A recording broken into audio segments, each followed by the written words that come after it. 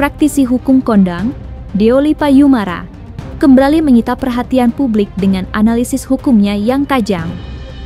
Kali ini, ia menguiti polemik Roy Suryo yang gencar menyelidiki isu ijazah palsu Presiden Joko Widodo dan Gibran Rakabuming Raka.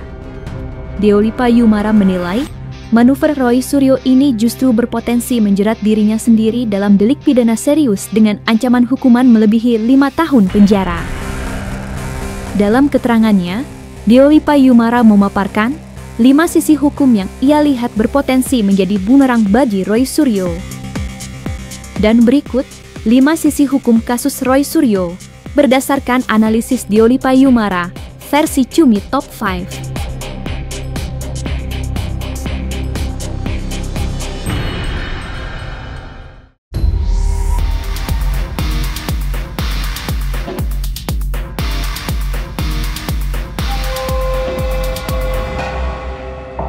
Deolipa Yumara kembali menyoroti kasus yang menjerat mantan Menteri Pemuda dan Olahraga, Roy Suryo.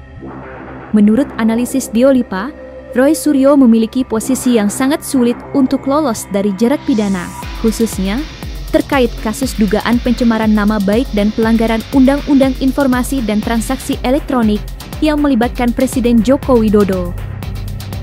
Deolipa juga secara spesifik membandingkan kasus yang menyeret Roy Suryo dengan kasus Sylvester Matutina, seorang aktivis yang pernah divonis atas kasus UU ITE. Menurut Deolipa, meski sama-sama bersinggungan dengan UU ITE, kasus Roy Suryo memiliki tingkat kesalahan dan bobot hukum yang jauh lebih berat dibandingkan kasus yang menimpa Sylvester Matutina.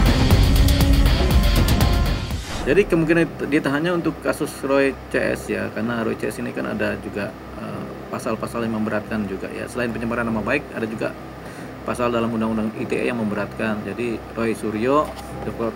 Rismond, dan Dr. Tifa ini kan, mereka juga diduga melanggar bakal terkena pasal-pasal tertentu yang memberatkan selain pencemaran nama baik. Ini kasusnya berbeda antara Sylvester Matutina dengan si Roy Suryo ya. Perkaranya juga berbeda, konteksnya juga berbeda, masanya juga berbeda. Tapi memang kalau kita memandang Sylvester Matutina ini ada unsur kelalaian dari pihak jaksa yang menangani perkara. Seharusnya ketika diputus segera mengeksekusi kan, tapi kita nggak tahu kenapa ini dibiarkan. Tapi ini kan jaksa kemudian bekerja kembali kan. Jadi ini kita sedikit menyinggung jaksa di mana lalai dalam bekerja, itu satu posisi kan. Sementara kalau dalam konteks sekarang pihak penyidik maupun jaksa mungkin akan bekerja lebih profesional, sehingga kemudian aturan-aturan koridor prosedur hukum ini dijalankan secara baik sehingga tidak ada lagi yang kemudian menimbulkan kelalaian. Kalau bahasa saya untuk Sylvester Matutina ini memang ada potensi kelalaian jaksa dalam menangani perkara ya, untuk eksekusi ya. Nah kalau yang sekarang jaksa atau polisi nggak mau terulang hal seperti ini terjadi, makanya ini secara konteks, secara waktu, secara perkara berbeda, dan nilai profesional dari jaksa yang dulu yang sekarang juga menangani Sylvester ini berbeda juga jaksa atau nanti polisi yang menangani perkaranya Roy Suryo gitu. Lebih prosedural yang Roy Suryo kan, karena ada kehati-hatian juga. Sylvester mungkin ada unsur politik juga sehingga jaksa lalai. Saran dari kita kepada Roy Suryo CS, fokus kepada perkara yang ada sekarang, melakukan pembelaan-pembelaan, mencari bukti-bukti yang valid untuk kepentingan pembelaannya. Mudah-mudahan dalam proses hukum nanti ada kemudahan.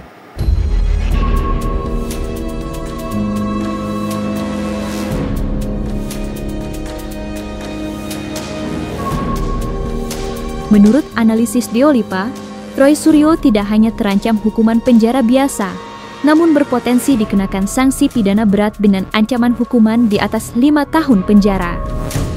Pernyataan ini muncul menyusul dugaan pelanggaran pasal-pasal dalam Undang-Undang Informasi dan Transaksi Elektronik serta pasal-pasal dalam Kitab Undang-Undang Hukum Pidana terkait penyebaran informasi yang dianggap meresahkan publik dan mencemarkan nama baik. Ancaman hukumannya lebih dari 5 tahun begitu. Jadi potensi mereka ditahan. Apalagi kalau mereka kemudian tidak kooperatif terhadap proses penyidikan atau dikhawatirkan mereka kemudian berupaya mengulangi perbuatannya. Jadi potensi ditahan sebenarnya tinggi buat yang 3 ini. Kalau yang 5, kalau hanya pencemaran nama baik kan ancaman hukumannya maksimal 4 tahun. Gitu. Jadi atau di bawah 5 tahun ya. Jadi memang yang 5 ini mungkin tidak ditahan. Karena mereka juga tidak mengulang-ulang perbuatannya. Tapi kalau yang 3 ini kan selalu berulang begitu kan, sehingga hasutan itu terus menerus. Jadi kemungkinan besar pihak penyidik berpotensi menghentikan itu dengan cara melakukan penahanan supaya tidak berulang lagi hasutan-hasutan yang bisa menimbulkan kegaduhan di masyarakat.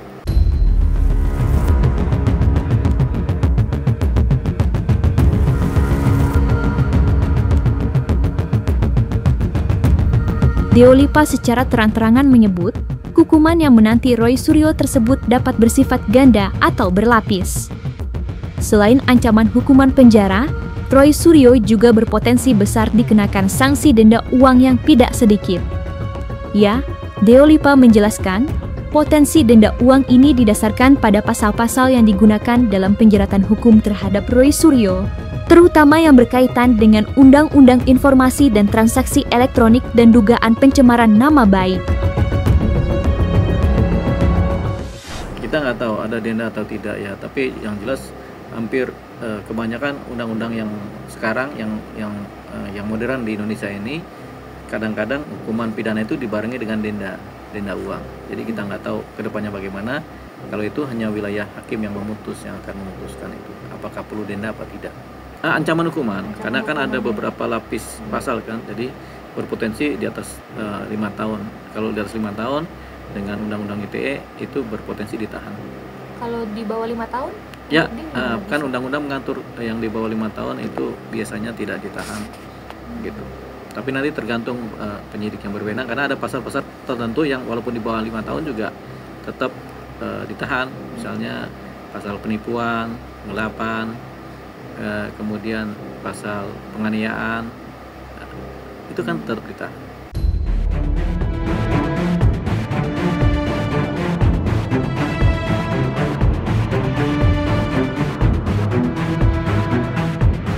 Deolipa Yumara memberikan tanggapan keras terhadap manuver Roy Suryo yang belakangan gencar mengadvokasi dan menyelidiki isu dugaan ijazah palsu Presiden Joko Widodo dan Gibran Rakabuming Raka. Menurut Deolipa, langkah yang diambil oleh mantan menteri tersebut patut dipertanyakan dan dinilai salah kaprah secara prosedur hukum.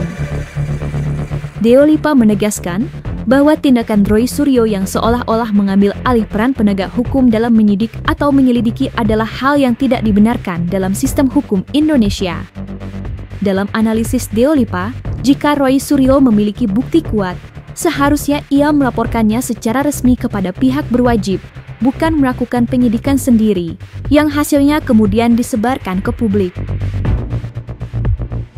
Kita lihat ya, Bang Roy Suryo ini menyidik sebagai apa dia? Apakah sebagai penyidik hukum, apa sebagai penyidik pribadi, apa sebagai detektif romantika, atau sebagai apa ini? Kita kan nggak tahu begitu. Jadi ini perkataan-perkataan seperti ini yang kemudian malah kalau orang awam tidak mengerti ini jadi membingungkan. Apa yang mau disidik oleh Bang Roy? Sementara dia bukan penyidik yang sesuai undang-undang kan, begitu. Kalau dia sebagai penyidik pribadi, buat apa dipublikasikan dia sebagai penyidik? Karena kalau sebagai pribadi kan kita pengen cari tahu pribadi aja kan, tidak perlu gembar-gembor. Kalau gembar-gembor kan, apalagi mengaku sebagai penyidik, ini juga bisa timbul kesalahpahaman. Gitu. Jadi kita anggap inilah yang disebut sebagai kegiatan-kegiatan yang memang berulang, yang menimbulkan kegaduhan di masyarakat. Makanya kenapa ketika balik lagi kepada laporan polisi yang ada di Polda ini, di mana pelapornya kubu Jokowi dan Jokowi sendiri sebagai pelapornya juga, berpotensi supaya nggak mengulangi kegaduhan ini yang berulang ini, ya ditahan kan begitu. Tapi itu analisa kita, tapi kita nggak tahu, karena yang tahu ini ditahan apa enggaknya cuma penyidik kepolisian Polda Metro Jaya. Mereka yang menimbang-nimbang itu, karena kewenangan itu ada di mereka.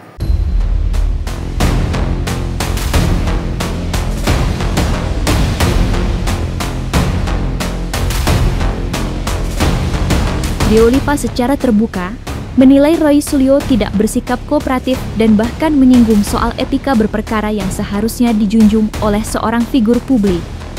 Deolipa menyoroti bahwa alih-alih fokus pada proses hukum yang sedang berjalan dan memberikan keterangan yang dibutuhkan penyidik, Troy Suryo justru kerap terlihat melancarkan serangan balik atau mencari front baru di media. Di mana menurut Deolipa, sikap tersebut justru akan menjadi faktor yang memberatkan di mata penegak hukum dan jaksa penuntut umum. Kalau pandangan kita sih Roy bukan kooperatif, karena kan dia selalu berulang-ulang menghasut manusia Indonesia kan.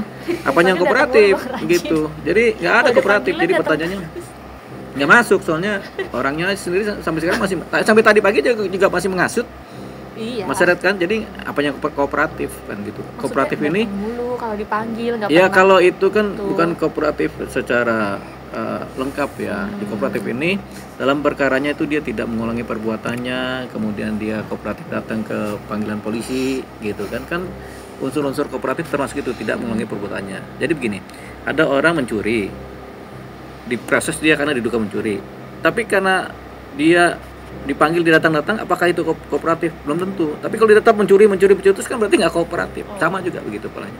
Iya, soalnya rajin kan ke Polda dipanggil ngikut. Betul, itu kan dari sisi formalnya. Dari sisi substansi materialnya dia tetap mencuri atau dia tetap menghasut kan begitu. Jadi ada sisi formal, ada sisi material. Ada sisi formal, ada sisi material. Formalnya dia dipanggil datang kooperatif.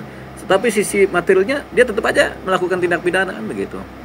Gitu. Jadi tetap harus dua sisi tadi yang harus dilengkapi sehingga seseorang bisa dianggap sebagai yang kooperatif.